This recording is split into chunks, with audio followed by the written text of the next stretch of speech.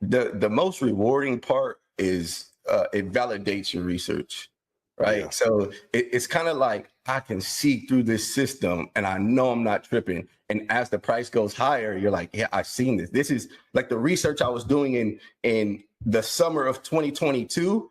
Now you're like, hey, that night paid off. That weekend paid off, you know? So I think, and I say this all the time, like I'm a very curious person. I encourage you guys to stay curious. And what ends up happening is as a result of your knowledge, of your effort, of your skill, and of your courage, you get wealthier. So you're like, damn, I was right. And being right almost feels better than, you know, making the money. Like making the money is dope. But because I'm not going to sell it, then it's like, all right, cool. You know, like I see the portfolio number. That's dope. I'm not going to sell it. I'll feel a little better when we go higher.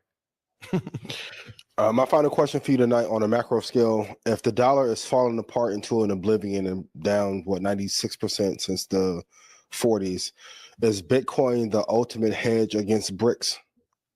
Because I don't think that's talked about enough. I'm not sure. I think BRICS will adopt Bitcoin. Did you see? Really? Okay. Yeah. Did you see Putin's comments on Bitcoin like 4 days ago?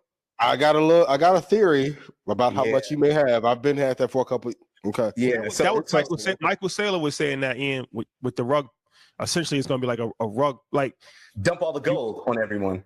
Yeah. Because if America is holding all this gold and then we dump it on the market, we're basically the world leaders and we're saying this thing is useless. Now, what do?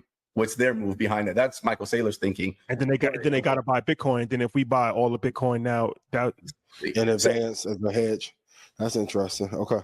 So Putin the other day says that like, who can stop Bitcoin? Nobody can shut down Bitcoin, you know? And you're like, there's people here in America that think that, you know, like the government can press a button and stop Bitcoin. And you're like, this is a dictator telling you nobody can stop it, you know? So I'm not sure about how the BRICS thing is going to work, man, but I do see them adopting Bitcoin. I see those countries adopting Bitcoin. And what I will say is if you have a stack of Bitcoin and now these countries start playing the Bitcoin game of who's going to get Bitcoin the fastest, who's going to sell oil to get Bitcoin, who's going to print money to get Bitcoin, who's going to sell their gold to get Bitcoin. Once they start this race and you're sitting here with, you know, your Bitcoin stack and you just rise up and you grow so much more wealthier as these countries play their political games. Chris, thank you, my brother. Appreciate you, man. Anything you want to tell the audience? Nah, man. I don't got nothing else to say. Y'all do y'all research, man. Stay curious. Yeah. I appreciate you, bro. We gotta get up. I'll see you at a game soon, but we gotta get up. All right, every time I'm at a game, I see Chris somewhere front row. You know what I mean? Stay low key. Yeah. All right, man. You guys, thank you so much for having me.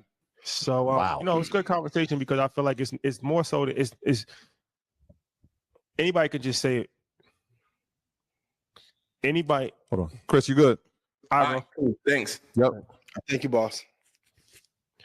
I feel like it was a great conversation because I feel like anybody can just say, you know, buy Bitcoin as a trade. More people are looking at it from a trade standpoint, but, you know, I think he looked at it more from like a belief standpoint. And that's what all of like the Michael Saylors and the Tom Lees and those type of guys, like, it's not just about making money. Like they really have a strong conviction that Bitcoin is going to do good in the world, change the world, will be, you know, the future is the present now, the way we look at it, standard measurements, all that type of stuff. Like you could agree or not agree with it, but I just think that that's a good perspective to come from something if you believe in it, as opposed to this is just the opportunity just to make money real quick. And that's why like the whole thing became such a big thing in the Bitcoin community, because people don't really look at it like the true Bitcoiners. They're like, I'm never gonna sell. Like it's you don't sell like Bitcoin, right? And that's kind of hard for people to understand because like, what's the point? That's the whole point, to make money and sell. So I think he, you know, he's definitely convicted in what he believes in, and has done obviously a lot of studying on it. And I feel like it was good to have him on to get, you know, perspective. And like I said, for the audience, it's up to you guys to make an intelligent decision for yourself. We would never tell you what to do, but it is good to get different points of views, opinions. We got to get Michael Saylor up here as well, because, you know, I've been watching him a lot and his conviction is on. I don't know if anybody's more convicted than him. Oh man, and he's put the money behind it, the conviction. So it's tough to argue. And he got filthy rich off of it. He did, and I agree with you. When listening to Chris, just hearing the perspective is like, anytime you get to have an intelligent conversation, I feel like that's what just happened. Like it was just super intelligent conversation, but a different perspective. And so it got me to think. I'm like, well, that makes sense, and I understand that the use case is important, right? Like we always look like, what are we gonna use it for? What are we gonna use it for? And he kind of flipped the script on, wait, it's not that you're looking at it the wrong way, which I thought was pretty insightful. But that research part, like he's talking about almost 3 years ago, the research that he was doing is now beginning to pay off. And so sometimes we look at investing, especially in stocks, and we do options and futures, and it's like, well, I did like 2 months. 3 years of research has now paid off for him in a major way, and it's going to continue to pay off for him from the looks of what Bitcoin is going to be able to do in the future. 3 major points. Number one, Cathie Wood has to be given credit for putting Bitcoin into major hedge funds as an investment strategy. I think a lot of times, but going back to your point of never selling, and for the Bitcoin community, and even guys, I'll come back to this, that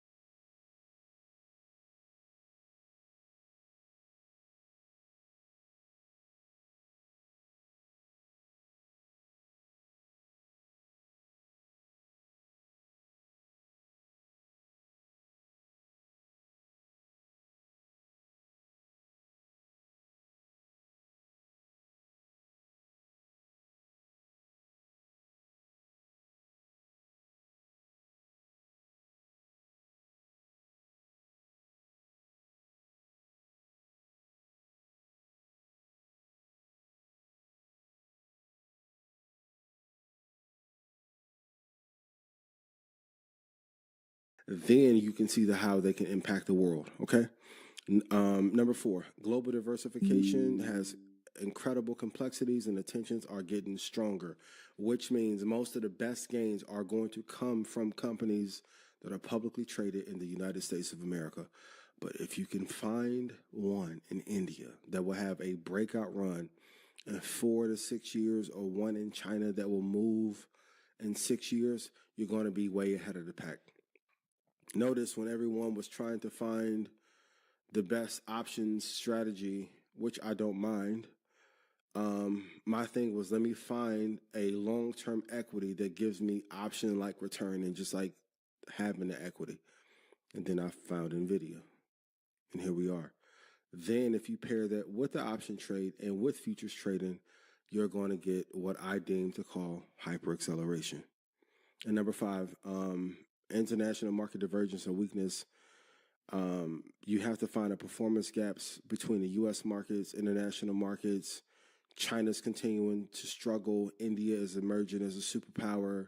No one is talking about Saudi Aramco. So in the next 5 or 6 years, I fear that Saudi Aramco could be number 1. And if that does happen, what do we do for our market in terms of how we structure our portfolio and how we structure our indexes? The 3 biggest mistakes I realized this year that I've seen across the board when I talk to people all this year. Number 1, as an investor, however you identify as, you need to own all asset classes. So stock guys, I want you to own crypto. Crypto guys, I want you to own stocks. Value guys, I want you to pick one altcoin. Altcoin, I want you to find a mid-tier stock, a smaller Russell 2000 stock that can outperform and add everything into your portfolio. Because the way this game is being played, if you don't, you are going to miss considerable gains when the cycle switches. I know we talk a lot about sector rotation. I hate the idea of it. But if you have exposure to stocks, crypto, altcoin, value invest.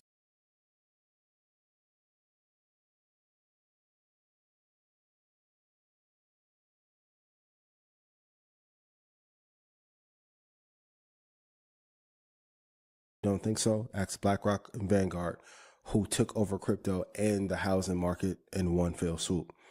Number 2, talking is the ultimate liability. You only need to believe in your thesis. This is my favorite lesson of the year, inspired by my mom. Talk less about everything. Cool. It's to a point now, unless I know when someone is trading at the same clip as me, I don't even want to talk about trading. I really don't. I want to believe so much in my thesis and make it manifest. I don't want to talk to anyone about it, because by the time we have the discussion and the fucking pair bonding back and forth over the conversation, I could have got 4 more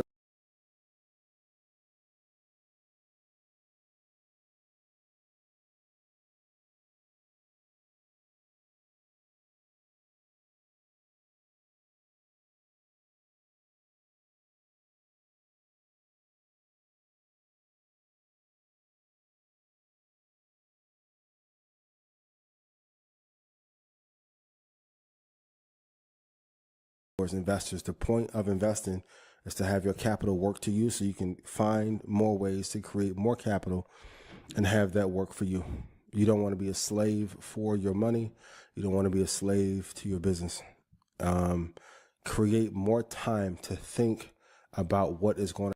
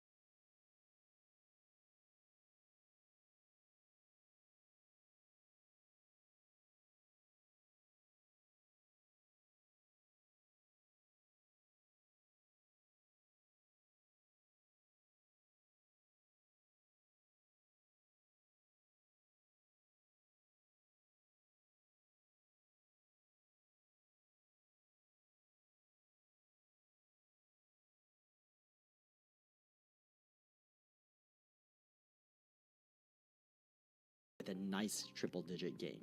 And if you follow the link here, I will show you the most recent trade data in the stocks that Wall Street could be targeting.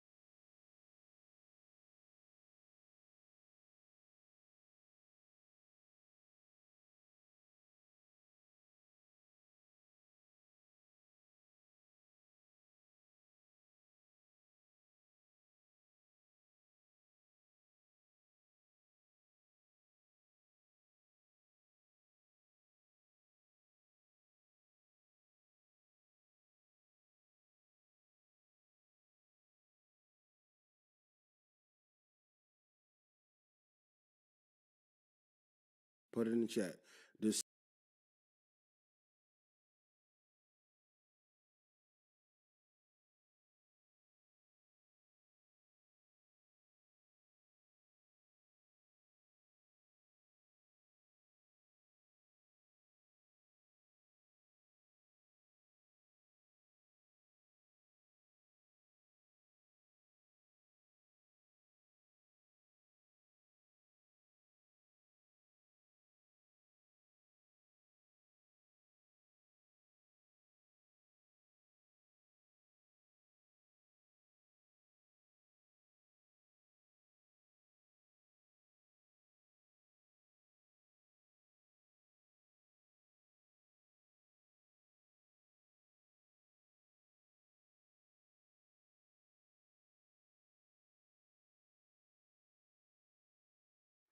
I use some of this modeling in combination with my crystal ball to be able to get that number to know that we're going to pull back.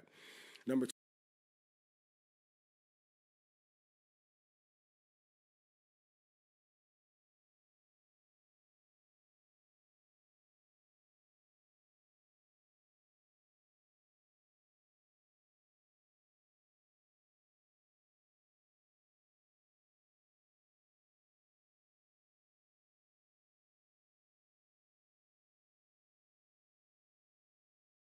Number two, you need to get really tight noise filtering techniques.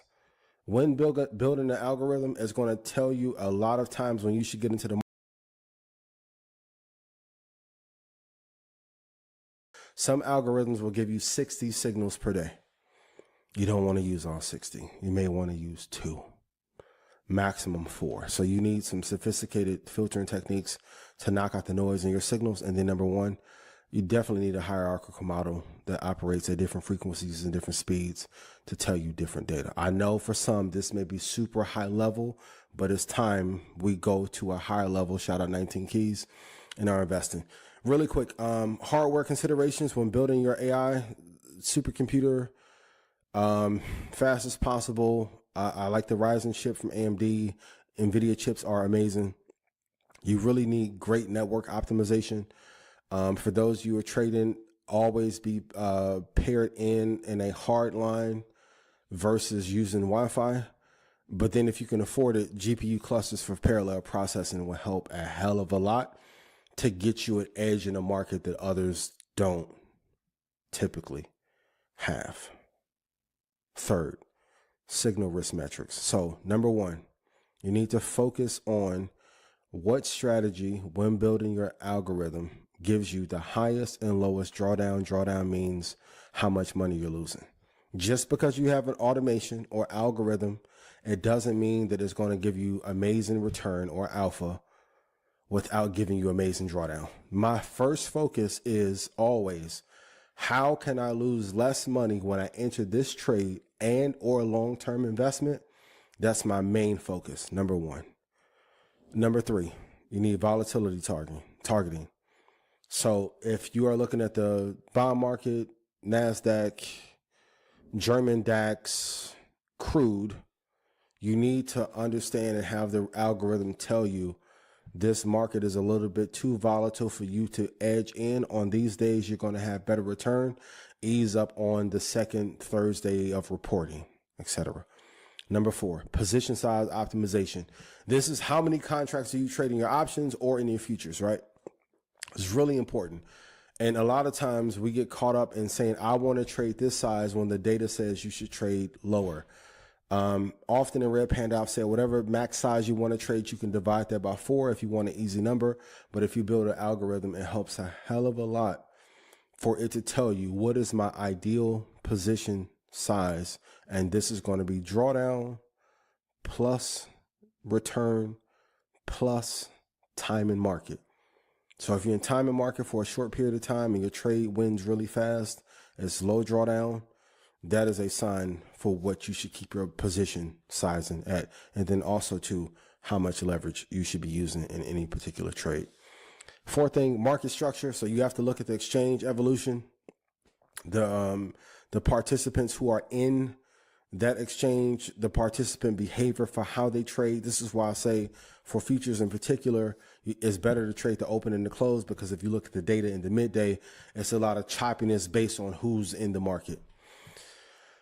You have to study who the market makers are in your particular market. That's why I said with AMC and GameStop, those were mega cap retail traders who used to be in hedge funds moving that market. Notice how crypto took off and no one's talking about AMC and GameStop anymore, because all of them went back to their crypto positions or went to then go run funds. Go on Amazon and Google anything about dark pools. One of the best returns on investment you will have is to understand how dark pools work. Some of you have asked me about order flow or level 2. Is that what I use? No, that's not what I use. But an interesting read is all the top books on dark pool dynamics to see how they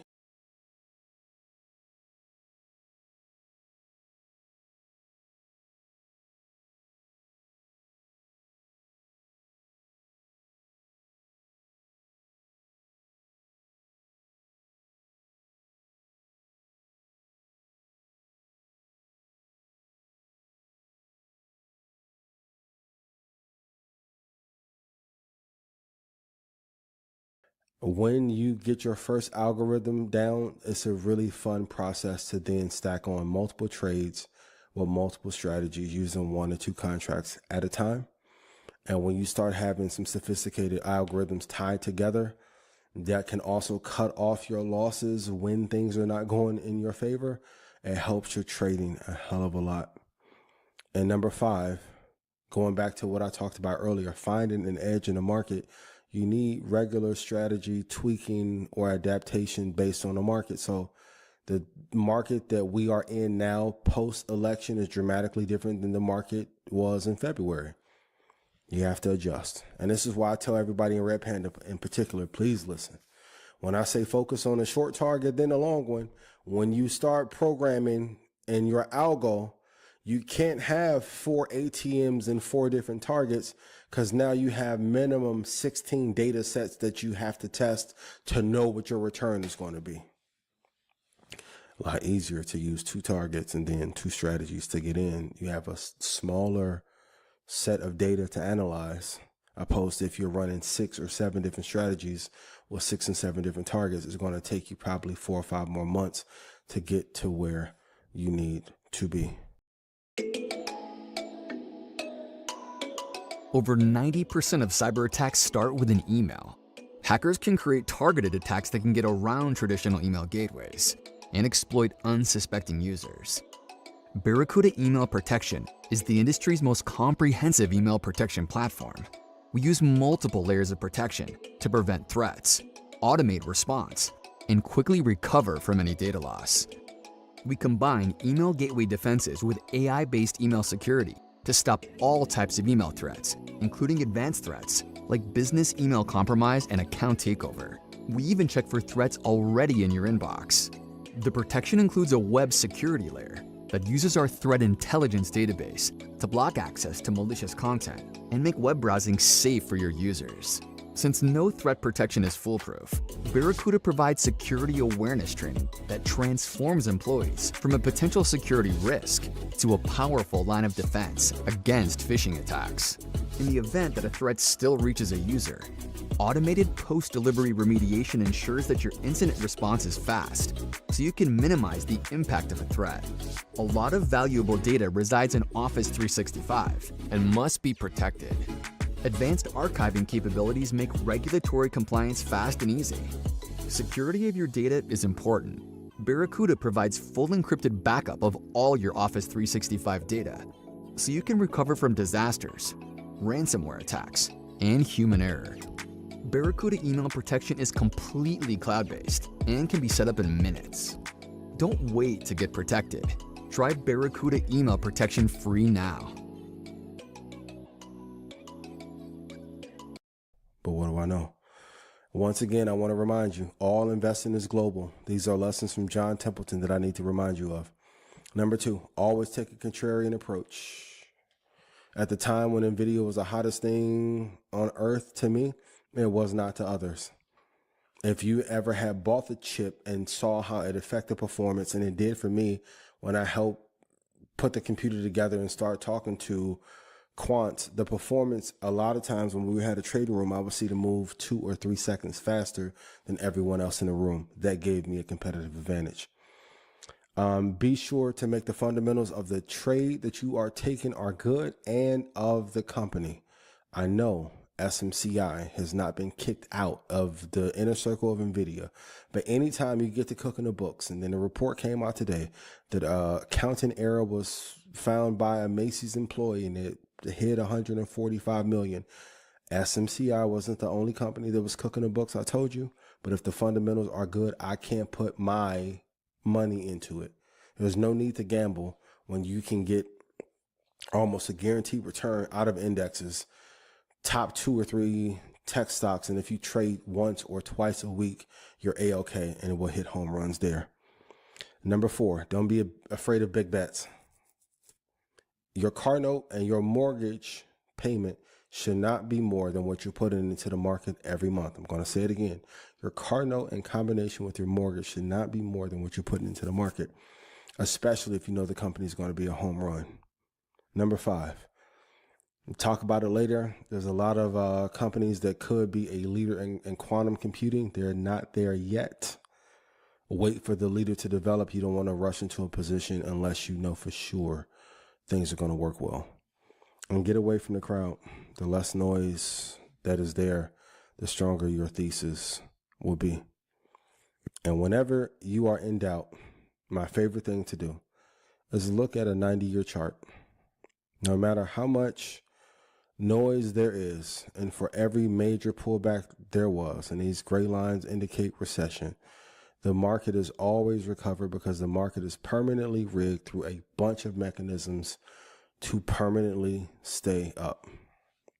Please don't forget that. And if we live in a decade of lost returns, what do? You build a base. There are some companies that may have a tough 3-4 year period. Build a base. And I want to give everyone credit in XLM, who I mentioned last year I thought would do well, but for everyone in XRP who stayed down through that 5 or 6 year struggle, it panned out and worked out incredibly well for you. And now there's some people trying to chase and it's too late. If we ever enter a scenario where, let's say, tech stocks are flat or indexes are flat, you want to build a base and hold for a 10-year period. I love y'all dearly. The top lesson I want to give you from the Dream Team that I think has been most impactful, and shout out to those of you who are now hitting 20, 40 grand in your trades, staying off social, living your life, traveling. I'll see y'all. Ooh, I'm proud. Of course, the affirmation is first. You have to know that you deserve to be rich. You deserve to be wealthy. You deserve to be free. But the freedom is tied to the execution. But pick one target that if you only took 6 or 7 of those trades in the futures market, it would change your life forever. I know some of you have endless love for the market, but endless love does not mean endless trades.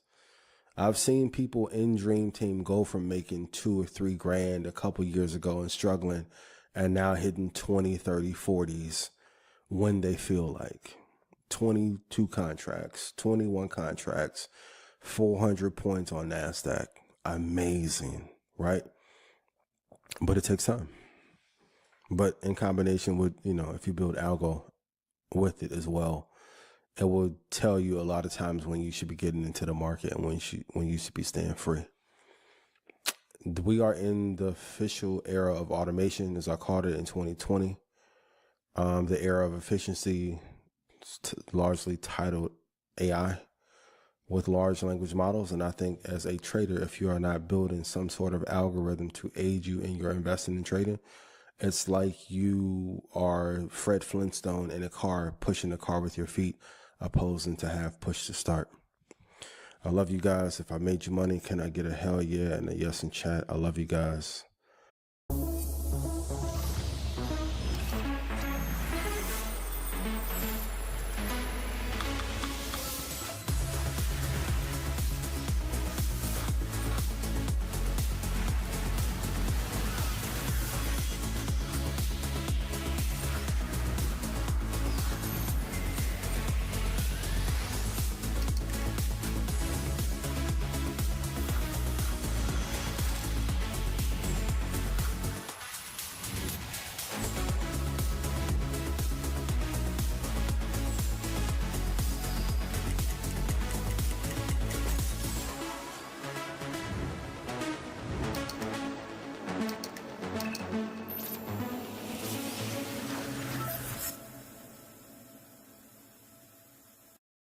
Burlington Coat Factory has thousands of coats, not hundreds, thousands. Look at these low prices. I know, how do they do it?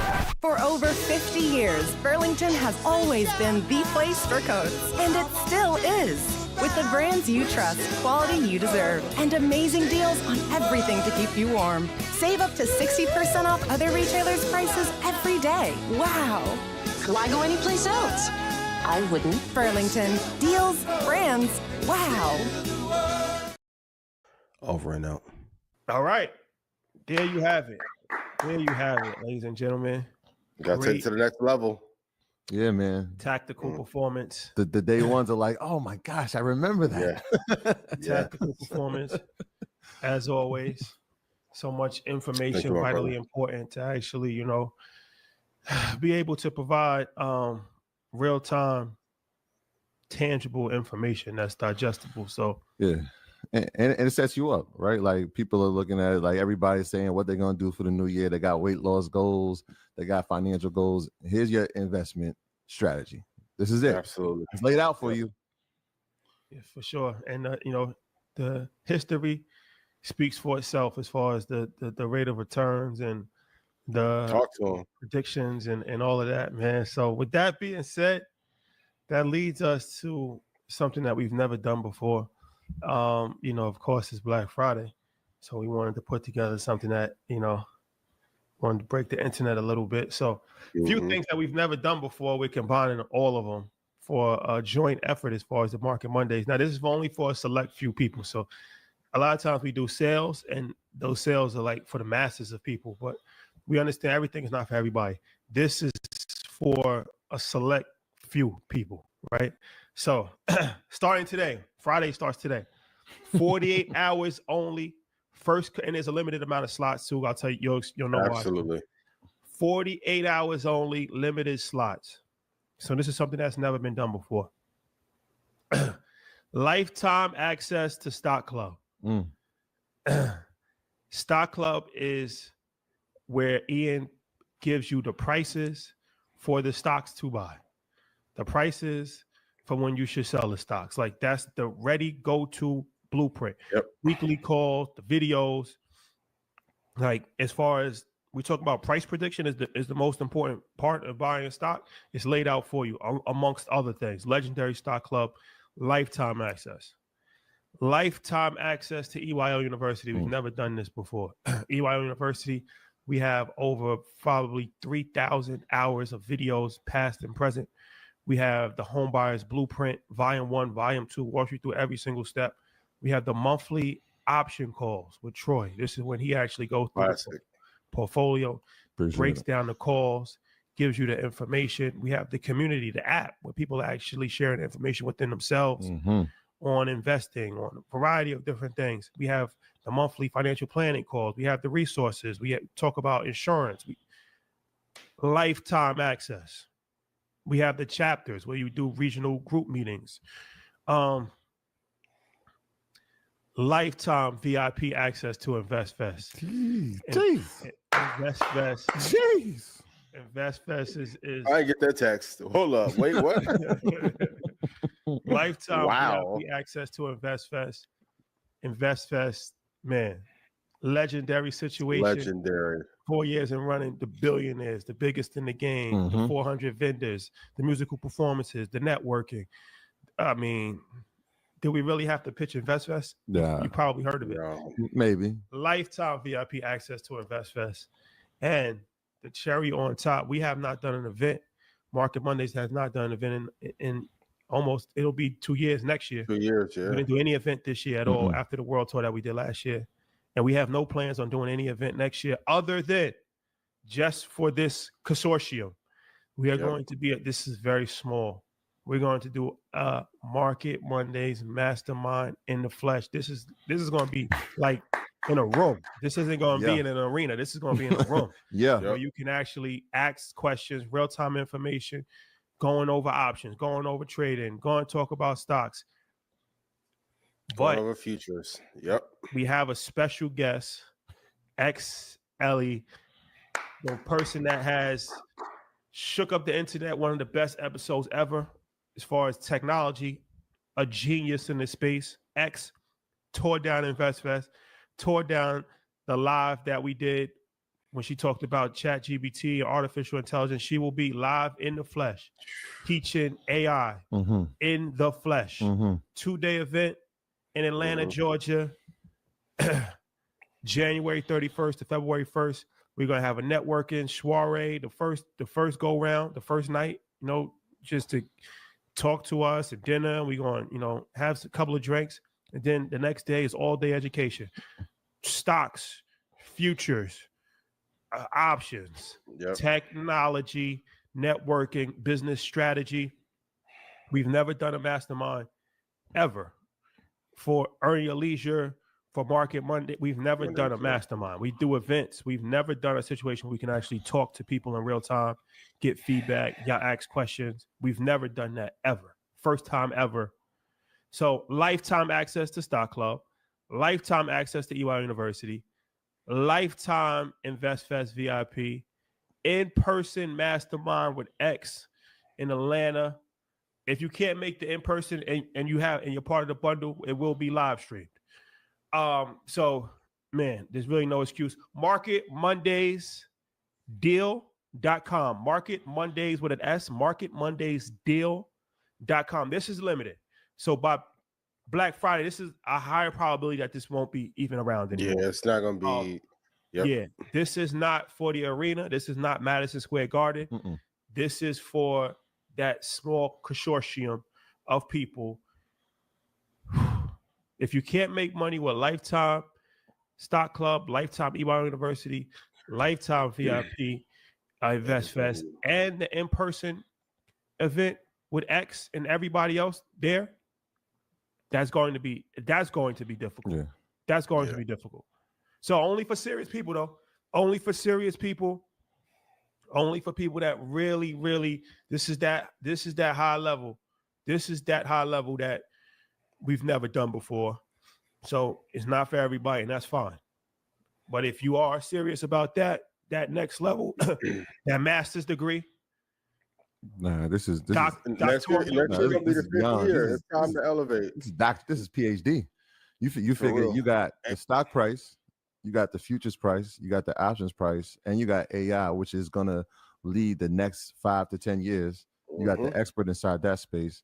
What does your 2025 look like if you're not there? Yeah, and that's why I told you guys in the presentation, if you're not using elements of AI and large language models in your trading to analyze this data, you're going to have, because what you're not factoring in your trades is dark pool data. And when me and X and Troy and Rashad get to ask about them prompts, you might want to tune in. If you haven't seen our episode, please go to probably the greatest presentation I've seen. The usual. I got 30 questions. The usual price of InvestFest VIP, lifetime VIP, is the price of the bundle. Yep. The usual price, the regular price of InvestFest lifetime VIP is the price of the bundle that I just named. Put things in perspective. Yeah. All right. We won't be doing this again. No. I mean, we physically can't do this again because it's we have limited tickets that we can sell to InvestFest as far as the VIP. So that we might do something, but the adding InvestFest part of it, we physically just can't do that. There's a limited amount of seats that we can actually have, right? And we can't sell every ticket. So there's there's always going to be sales pitches, but this honestly can't happen again. And there has to be a cap on how many actually people come in, even this time. So the $7 Lux Cravings box has the Gordita Supreme? What is this, the 90s? The $7 Lux Cravings box. Take full advantage. If you're worried about who is in office and how your finances are going to work out, or if you have not been paying attention the last 4 years the way that you should have, it is time to give it to. A lot of you hit me about, hey, what do you think about MicroStrategy? Y'all just said, damn, Kathy Woods, huh? But if you missed out on the last year or two of gains, this would be a great way to get a jump start into the market for 2025, going through 2027 before we have a deep correction. No, that's your life. This is the life. This is life right here. That's crazy. This will set you up for life. Absolutely. Okay. And X, man, she's phenomenal. A different type of person when it comes to the information and knowledge. And good luck trying to get her to actually speak on this, right? She's done us a huge service by coming to InvestFest, came on the live and was like, yo, I love the community so much. We got to come back and do it again. So you got to take opportunity when people actually come out and speak. Because I mean, to find them for open AI grabber, somebody I've been looking at her stories. I'm like, she is all over the country doing talks with some of the top tech companies. Enjoy it while it lasts. Facts. All right. So now back to regularly scheduled programming.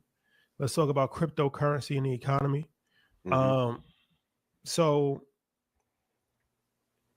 first, let's really just go over crypto. I put a post up the other day on Instagram that I thought was kind of put things in perspective about some of the top cryptos. So let's go over to some of the top cryptos, their performance since Donald Trump was elected on November 5th. So it's only been a couple of weeks. But since November 5th, Bitcoin is up 30%, Ethereum is up 37%, Solana is up 34%, Dogecoin is up 57%, XRP is up 102%, and XLM is up 435%. And there's a few others like 88 and stuff like that. But okay, I will say this because this is the third time that I've actually seen this happen. In 2017, there was a crypto craze. And then during the pandemic, there was a crypto craze. For sure. And then now there's a crypto craze, right? So history is not an indicator of what is guaranteed to happen in the future, but it is a good fair warning, right? Yeah, it gives you understanding. So if history is any fair warning, the coin, look at the chart. Let's do an end classics assignment here, everybody. If you could pull up your charts, look at XLM's lifetime chart, and then look at XRP's lifetime chart. And then look at Dogecoin's lifetime chart. Then look at Solana's lifetime chart. Then look at Ethereum's lifetime chart, and then look at Bitcoin's lifetime chart. If you look at these charts, you noticed a few things. XLM, XRP, Dogecoin, and Solana have similar type of charts where they kind of look like this. They still haven't hit the high that they previously have, but in the grand scheme of since they've been out around, I think a lot of them came out like 2017, 2016. They've kind of moved up very high, then they've moved down, they consolidated, then they moved up, then they moved down. Peaks and valleys. They have not. It's not a chart that shows long-term growth. That's true with all of them. Ethereum is a little different. Ethereum has like a hybrid where it does go up, it does peak, but then it has come down, and it still has not hit its all-time high from where it was previously. The only chart that looks like something that is going up consistently has been Bitcoin. Now, Bitcoin is going up and down, but if you look at it, it's the only chart that has consistently hit new highs and has gone upward trajectory. So I say that to say, I'm not saying that you can't make money in altcoins, because obviously a lot of people are. But just be mindful that traditionally none of these have a proven track record of upward mobility long term. None of them. They've all gone up, came down, gone up, came down, and they still haven't reached their all-time high for where they previously was. Now, that doesn't mean that they don't have a future in exploding, but Bitcoin already has proven that. Yep. Right. So sometimes in life you have to go with the proven player. Now, Solana, obviously, Mike Novogratz talked about that. He's a billionaire, so you got to look at that. And then Ethereum has always been, the second favorite for a lot of different people. So that's there. XRP always had a lot of potential as far as its corporate relationships and the way that it was structured, very centralized coin, and a lot of favor within the financial institutions, a lot of financial world. So you got to look at that as well. But what I'm saying is this. Don't fall into just putting money into any altcoin just because you want to just make money in the moment. That's fine. But understand a trade and an investment are different. So if you want to make money quickly, or if you want to make money, don't just think that every single altcoin is going to make you a billionaire just by putting your life savings in that, because it's a cheap opportunity to just ride the wave. This has happened already. This history has already given us two different instances where altcoins have gone up and they've come back down, and they've never gone up higher than what they previously was. So it's a word of caution. Absolutely. Sure, because defense wins fights, and sometimes you get in late to the party, or you just ride a wave based off of what's happening on social media, and you could lose a lot of money like that. And also too, we have to, when I was banging this horse or banging the table about this.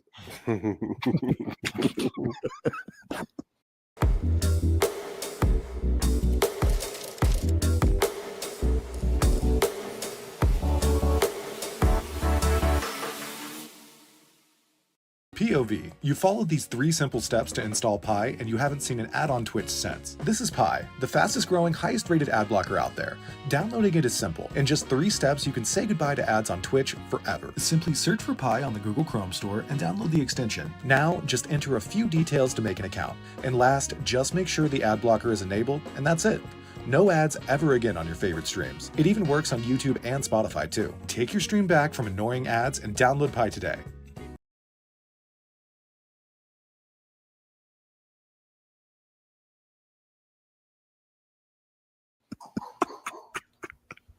Banging a horse is funny. That's crazy. Animal cruelty, PETA. Well, no problems. No activists, please. But until the institutional money comes in for some of these other players, they're going to remain flat as well. I was talking about this endlessly. I thought the purpose of crypto was to be decentralized, and now it seems like most coins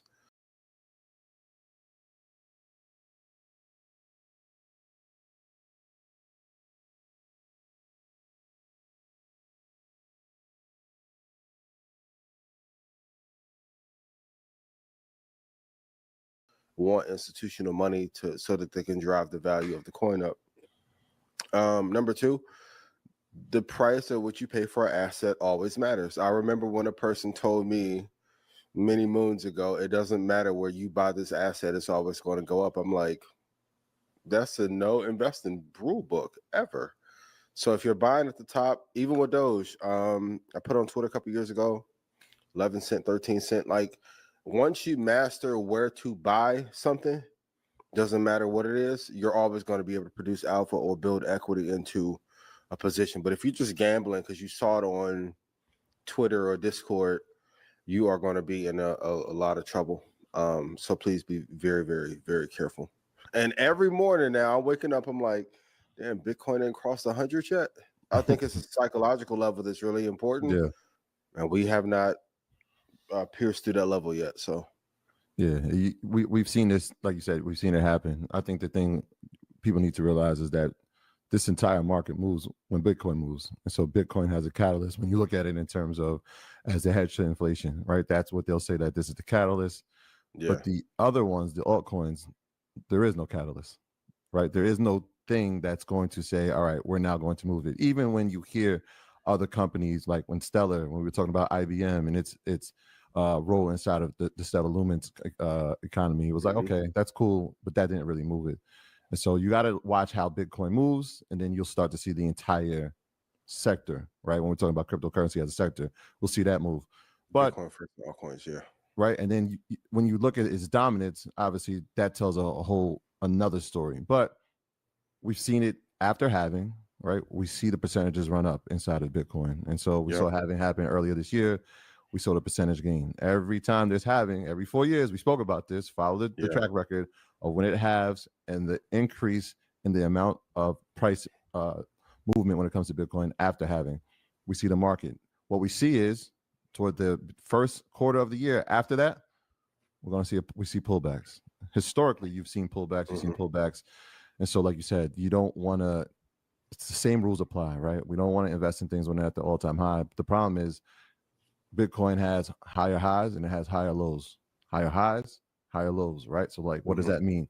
We get to 99,000, it might pull back, it might drop down to 70, right?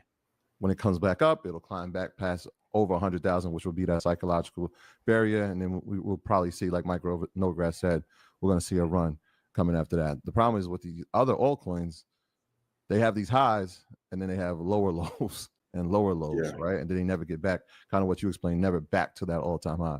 So just be mindful of that, of how this space works before you just invest. I know it sounds cool. And yes, there's opportunity to make money. And yes, people have made a lot of money and a lot of millionaires have been made, but just be mindful, right? Everybody needs to have a plan before they invest in a space. That's one of those rules.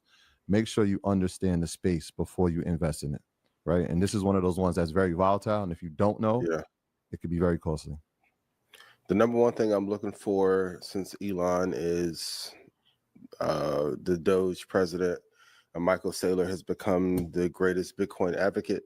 Who will be that for XRP, XLM, and some of the other altcoins? Like now you need a coin ambassador or institution to push this to higher highs. So I'm keeping my eyes on who is going to be the catalyst, whether it's an organization. Like we have to be very honest, man. Going back to the money conversation, which bothers some of you, this cabinet bought the most pro-crypto government we've ever seen in history. Well, and that's why I think you have to, it's a risk-reward ratio. Yep. You have to have exposure to altcoins because anything can happen. And if crypto does take over the world, Bitcoin does reaches $1 million, Bitcoin is not going to be the only coin.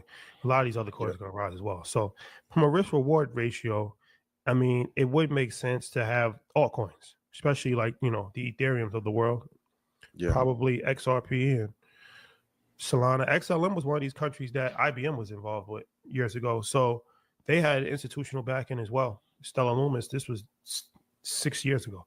7 years ago, yep. Dogecoin, I don't still wouldn't see a need for Dogecoin in the real world, but Vivek may make a reason for. That's the interesting part. We're seeing politicians, like I think Vivek is coming out with the Doge podcast, which combines government efficiency with the coin. There's early talks of that. For those of you who don't know, you may not like his political leanings, but Vivek was a good business person. Him and Elon are pretty buddy now. So if they find a good enough use case for it, it'll be installed. Yeah. Software will be installed. You think there's I guess a personality, because we could be a government official, or it could be like Elon Musk, that's strong enough to be a catalyst outside of, obviously Elon makes sense with Doge and what he's done in the titling. Is there another CEO that could be of a company that could be a catalyst for one of these altcoins? I mean, I don't think it. I think the altcoin moves as the cryptocurrency industry moves. So I don't think the altcoins really need a champion, because it's like anything else. Like, you know, as Bitcoin gets, people look for returns. As Bitcoin becomes higher, the rate of return is just going to be smaller. Like Mike said, like now, if it gets to 500,000, you could, you know, quadruple your money, but that's not the same as 20 or 30x of your money. So now you start to look downstream.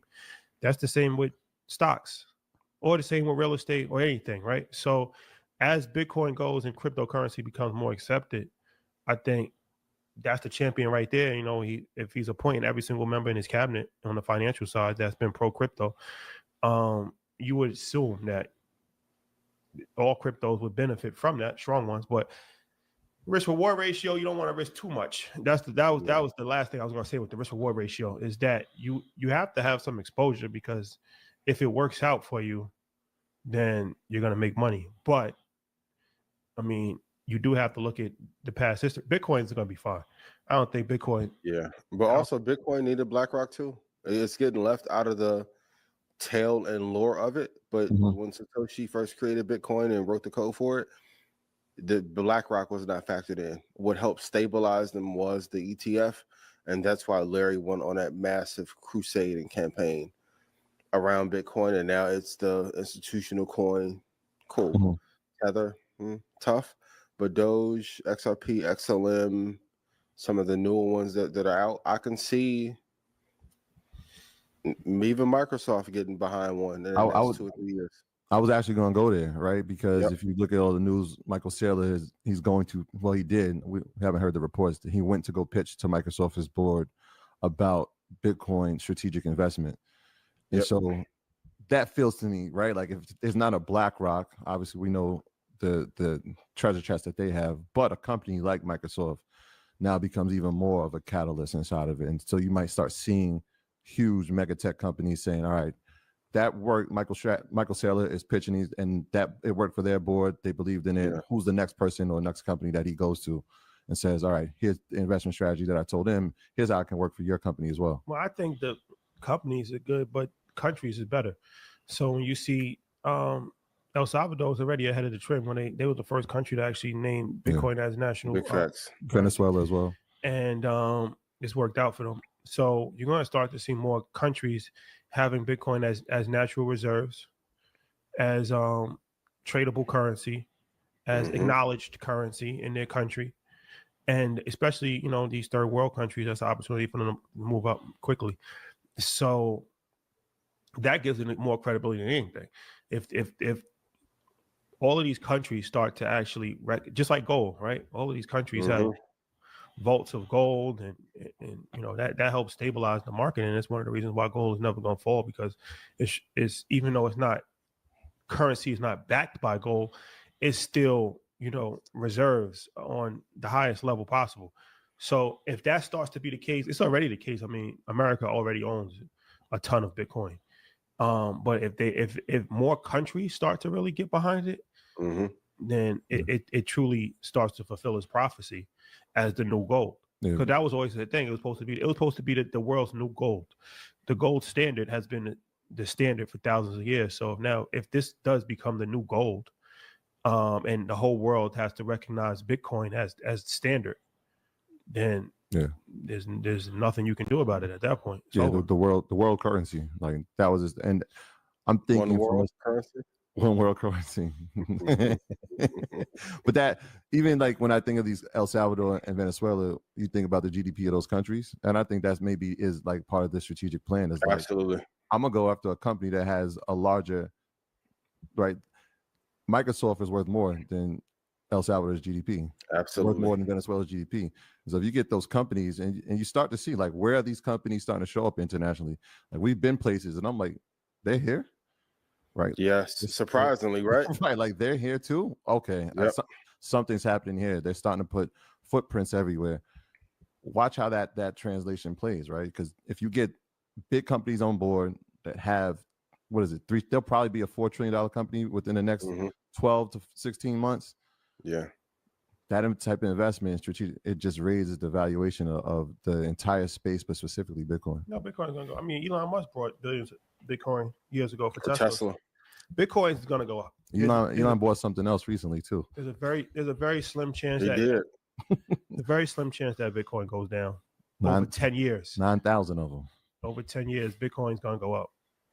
But no, we definitely agree 1,000%. Yeah. It also goes to show we need a lot more innovation in our governments and those that are leading our economy, because they went from hating the idea of this digital cash network, go see who wrote the white paper before Satoshi, to now adopting a strategy across the board. I mean, and this is why I say everyone is your competitor. If you thought in 2015 your biggest competitor in buying Bitcoin would be Tesla, Michael Saylor, and then maybe Microsoft, you would have said I was high as hell.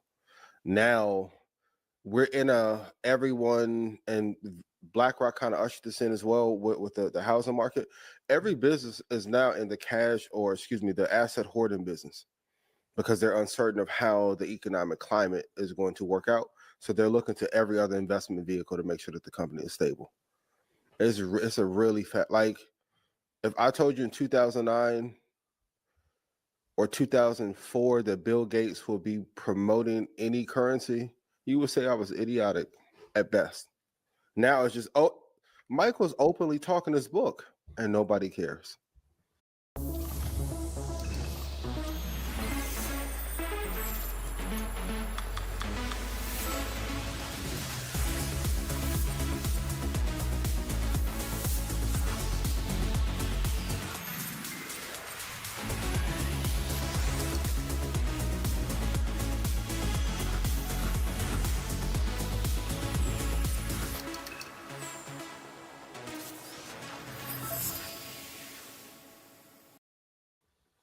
That used to be a no-no. Yeah, for sure. Well, but we'll see. But yeah, just be careful with, I think you got to have some exposure to all coins, but in a manner that's not going to hurt you. Something that is not going to, you don't put your life savings into it, but you might want to put some money into it. But then be careful with the other, as you go down the market cap, all of those other ones are just, that stuff you're going to get hurt on. Yeah. So be careful with that. Outside the top 10, 5. Yeah, I would say 4 or 5. The same thing. Bitcoin Cash, saw this happen before. Like all of these coins, the same coin. Litecoin. Yeah. Okay. Be careful. Yeah, I just want to give them a rundown for the halving. And so the next halving will be in 2028. Here's a percentage growth since Bitcoin started halving in 2012. The first increase since in November 28th, 2012, it went up 9,000%. Right, so it was trading at $12. It went up 9,000%. Second halving was July 6, 2016. It went up 2,900% to approximately around 19,700. That was when we saw everybody got into crypto. It went up to 20,000. Next halving was May 11th, 2020, and from there it went up 640% to around 64,000. Right, this halving that happened April 20th of this year. Right, approximately it went up 57% to where we see it now at 99,526. I think it got to 99.7. And pulled back. And so the percentages obviously are coming down because the value of Bitcoin is going up. So the next event will be in 2028. They're saying around maybe April or March of that year. And so we can see how this works. Every 4 years, every 4 years the value is going to increase. March, right around the time them hedge funds start to throw in the money for the first quarter of the year too. That's interesting. So speaking of Bitcoin, what about like MicroStrategy, who they said that they're making $500 million a day on Bitcoin. So like companies like that, would those be good to, because those publicly traded companies, stock. So would those be good to invest in? And if so, at what price? I think it's a good a way to invest in Bitcoin in a non-direct fashion. It's been really interesting to see the Bitcoin miners not rally as much as Bitcoin has. But yeah, I think I keep saying that Michael Saylor is the new Cathie Woods. So at some point, if y'all cared about Cathie, because she originated this Bitcoin institutional strategy, y'all should go send her a note and tell her thank you. But MicroStrategy is a good way to get some exposure to it.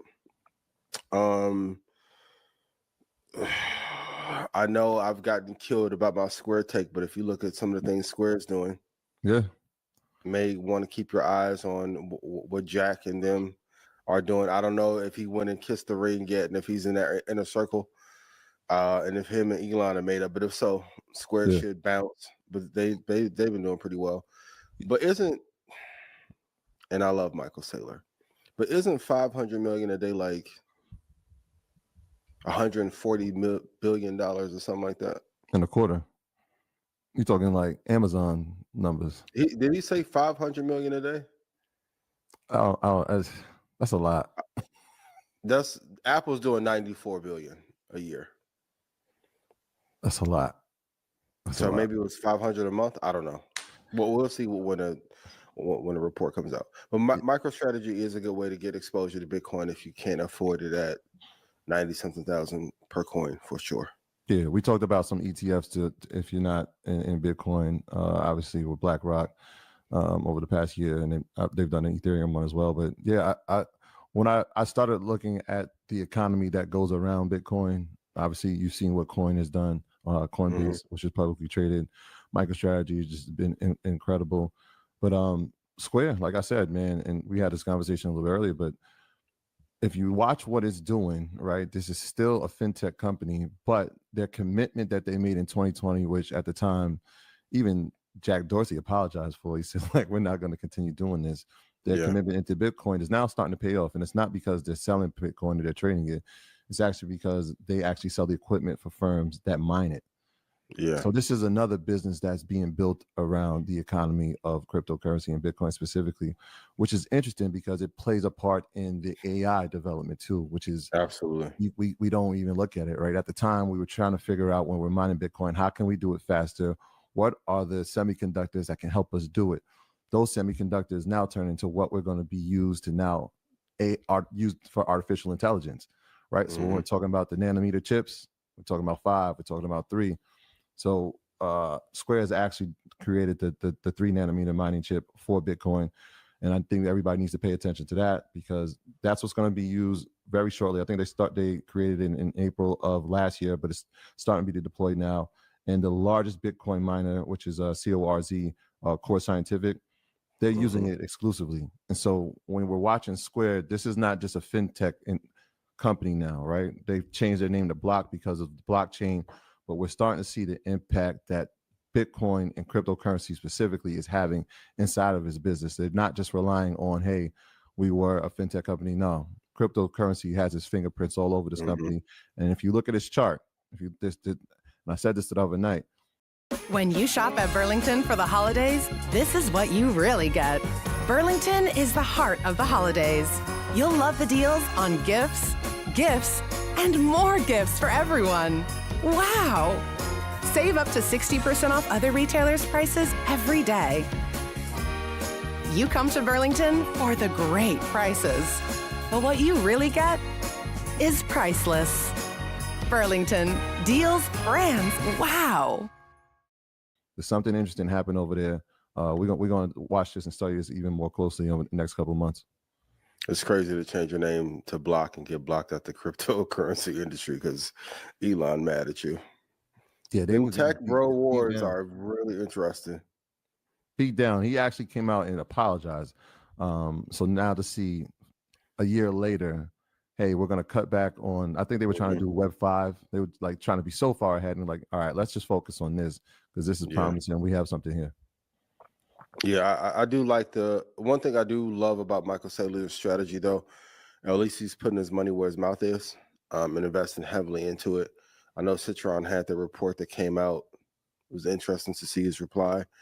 I can't wait to the reporting because I know they had some profit margin issues prior to, but I'm looking to see when this report comes out what the profit margin looks like as well. But everyone's just really redoing the Vanguard strategy. Like this Bitcoin buy Bitcoin strategy on the institutional side reminds me of Bogle's ETF and index fund strategy, just in a different sector,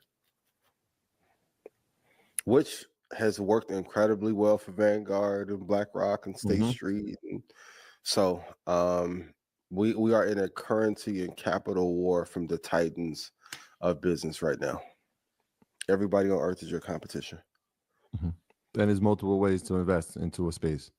I think if you learn nothing, right, you might look at say, hey, Bitcoin is 99,000. Am I too late?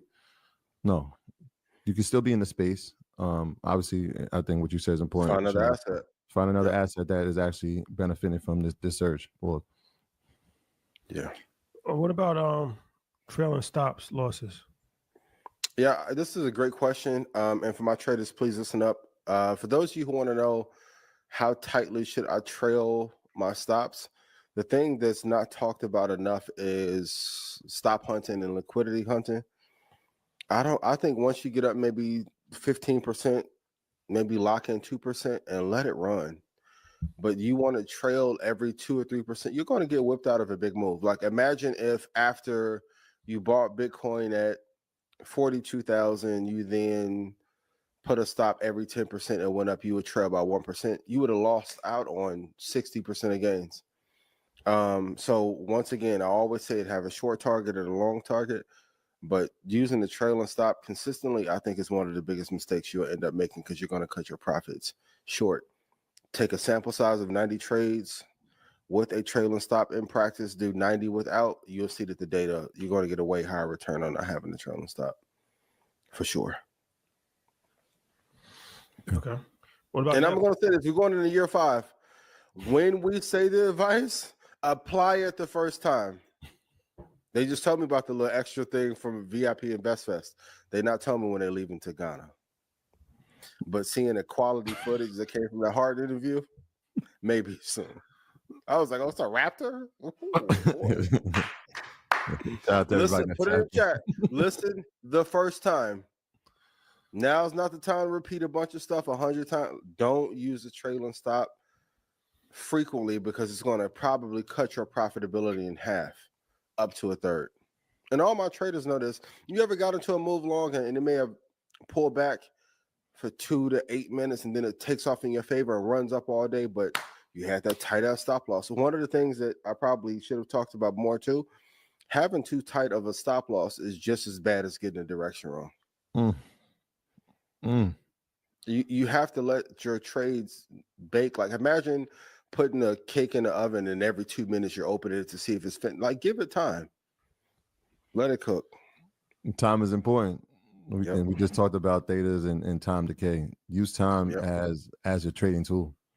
I always talk about that. It's an asset that you have to use, right? Because that's one of the worst feelings in the world, to like short a stock or a future and it tanks all day, but you got whipped out early and now you can't find another place to get in. Yeah. Tough. Yeah, there's some calls that are like right now, I'm in till 2027 and people are like, well, we're down 3%. I'm like, do you realize we're still in the year 2024? Hold.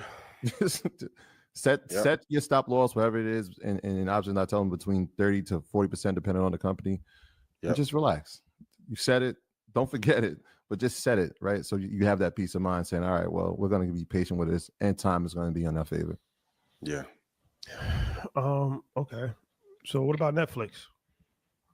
I know the Jake Paul and Mike Tyson fight is going to get a lot of credit for Netflix doing well.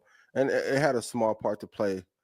Going back to the password crack being cracked down upon, that helped a hell of a lot.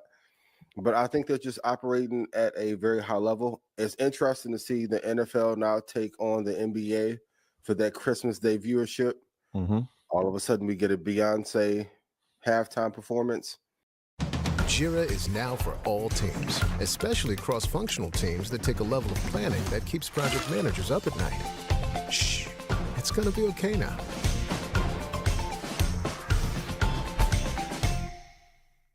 This was my mom's favorite in the 90s, and now it's mine too. These Decades menu items are only here for limited time, so make sure you try them before they're gone. On Christmas Day, for everyone who's wondering, This is the real home run. Like the Jake Paul fight, that was a test. Now the streaming was a little bit glitchy. It won't be when Queen Bee gets on stage. I promise you that. So I think some of the future forecasting, because if the Jake Paul fight had 60-something million people watch it, you could assume at least 40 million people will probably watch that game on that Sunday. And I wouldn't be surprised if they start having some upsells or bundles that they add in the next year to increase their profit margin. So if you look at that media landscape, to me, there's only 2 or 3. There's Apple, YouTube, and Netflix. And if you're looking at like streaming, they're the ones who really made streaming incredibly popular. So companies being ran incredibly well. Profit margins are getting better. They saved a lot of money or brought a lot of money in by cracking down on the password sharing, which became like a mandatory innovation for everybody in that space. And they're the leader in that streaming space. Like Netflix is TV. YouTube is TV. Time Warner, Comcast, Xfinity. I don't know. You got to figure something out. Comcast they're trying to split the companies up. I think you nailed it. When you look at the Jake Paul thing happened just last week, right? And so we saw some growth there, but Netflix has been on the tear. Over the past year, they've revenue has grown over $10 billion, which is a 41% increase, right? We're talking about 41% increase for a company that's absolutely ridiculous. The crackdown on the passcode sharing has only helped to have new subscribers, right? So the person who you used to share your code with can't be part of it anymore. They've added 5.1 million new subscribers, which brought them to nearly 283 million globally. What that means is that there's more eyes. And when you have more eyes, you can do something that you didn't mention, but I'm sure you will recognize is that the growth in the ad revenue. Insane. Yeah. Right. So when you have people that can now have the ad tier base at a lower price point, whether it's $5.99 or $6.99, companies now can pour in. Now imagine when they have the next event, which will be the Super Bowl, how many commercials will be happening? What are those ads going for? Nobody's talking about that ad money, but we see the Super Bowl is sold out already. But what is the Christmas Day game now? What are those ads now that you know that Beyonce's performing, which is going to bring more eyes to it? How much are you selling those spots for? So you're talking about more revenue. They're going to keep fighting for NFL games, right? I'm glad you brought up, because Adam Silver was saying this in one of his statements. He said, we gave the NFL Thanksgiving, and they usually let us have Christmas. But now they've come in and said, no, we're going to have Christmas too. Right? Thanksgiving is ours and Christmas is ours too. And we already know how much the NFL dominates. But that ad revenue piece is very important. And we're just going to see that grow as more subscribers come in, more live events happen. There's going to be more ad space, which brings more dollars. As more people move away from linear TV, you're going to see them start spending inside of streaming, specifically with Netflix. Disney will be in there as well as they try to figure out what they're going to do with ESPN and all those things. But the ad revenue is a place that they didn't have revenue coming in from before because it wasn't an ad revenue platform. Now we found new ways to make money, and they've cut costs on some of the things that they used to put out, right? Like you don't see as many Netflix original movies as they were doing maybe 2 to 3 years ago. Because the amount of money it cost to put them out, plus what they were paying actors, right? That has come down. So you cut costs and take in revenue. And then I don't know if you guys saw WWE shut down their streaming service. All of that content going back to the 1950s will now be uploaded on Netflix. So it's interesting that even as big as they are, they still find a niche audience to target and bring all that content over to.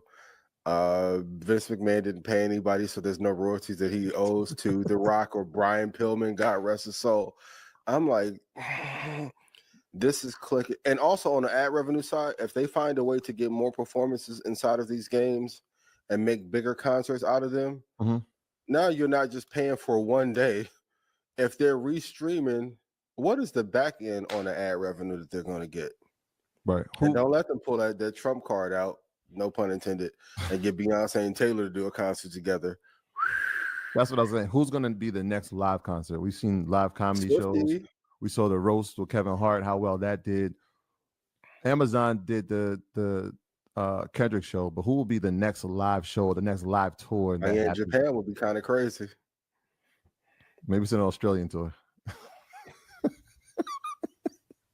Kendrick killed my guy. He made my guy cut off the braids. I said, ooh, boy. February 9th, Australia. See you there. Maybe. Mustard. So how you feel about Trump potentially acquiring a cryptocurrency exchange? Man, I'm gonna be real. If we go on old school business, 1980s, 1970s, and if crypto helped me win, it would be a very smart hedge for when he gets out of office. If he angles himself as a pro crypto president, same with wrestling and other niche audiences, like he'll have a built-in, he already has one in MAGA for sure. But if he's going to treat crypto like digital real estate, it will be a well-played move on his end. I don't know which one he would acquire, but strategically from a business standpoint, it would be smart to do so since everyone is so pro crypto. And the interesting part, even if the crypto community didn't like you, if you begin to like the assets they like, they love you. We've got about 50 million followers. We're in the billions of views, and we're a small team. We always felt like our content was all about entertainment and being fun, but there was also this, sort of professional business side. One of the things that we knew was basically essential was getting our own website, so people did actually see a proper official group who mean business and who can deliver.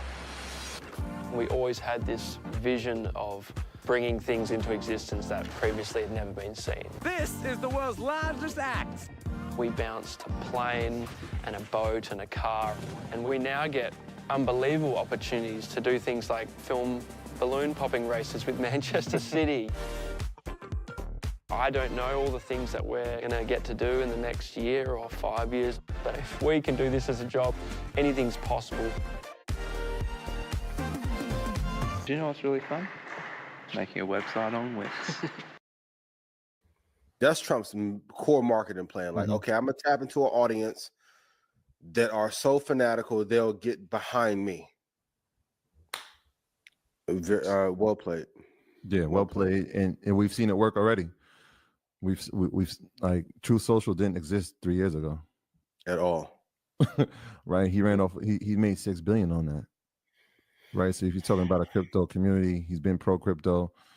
I'm sure tons of money will be poured.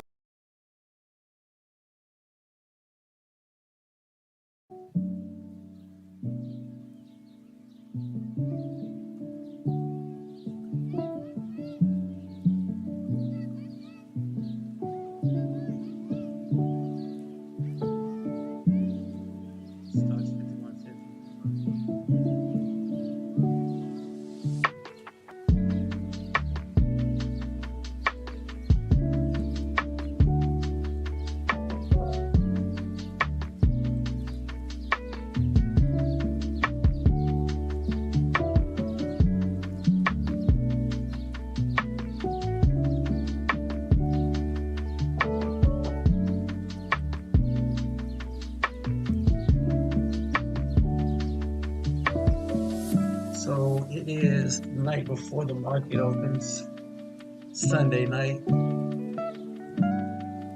Sunday nights is when I do my charts, when I'm not working or I'm free.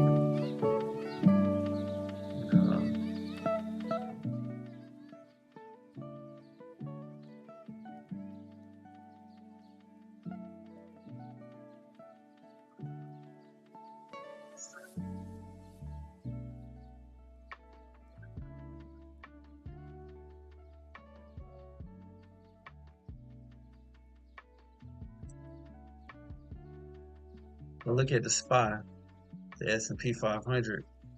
We can see it's trading the past 3 days. It's in a range. It's range bound between this 608.98 and the low is, what is this? Well, we'll say right here. It's right here. It's 602.52.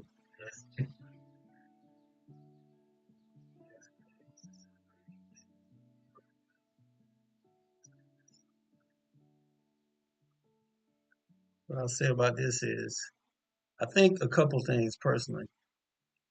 I think that what we're doing is the stock market is waiting to see what the Federal Reserve is going to do as far as rate cuts. They're already priced in the 25 basis points, but the data from last week wasn't the best data. So I mean, truthfully, inflation is still here. You know, like today or tonight, I went and got something to eat. I walked around the grocery store while I was waiting on my food, and while I was walking around the grocery store, what I noticed was that food was high. Yeah, food was expensive. So I was like a lamb chop. No, veal. Veal was $18 for 2 little pieces of veal. I remember when veal was like, what, maybe $5, maybe? Now it's $18. A chicken costs $7, like a whole chicken. I remember that was like 3, so everything's like double. And it's only gonna, it's gonna cost more. I mean, I'm not complaining or whining about it. It is what it is. But as far as the market goes, everybody's holding their breath, waiting for the S&P 5. I mean, waiting for Fed Chair Jerome Powell to say what he's going to say on Wednesday. I think that's when the FOMC meeting is. And depending on what he says, if he's hawkish, which he probably will be, in order to get the stock market to slow down. Because if he's dovish, they'll be like, yeah, thanks for that 25%, that 0.25 basis points. That's what we needed. And we're going to run it up like they did last time because the market doesn't care. And, it's two different things, too, between the stock market and the economy. It's definitely two different things. It's not the same thing. Not the same thing at all.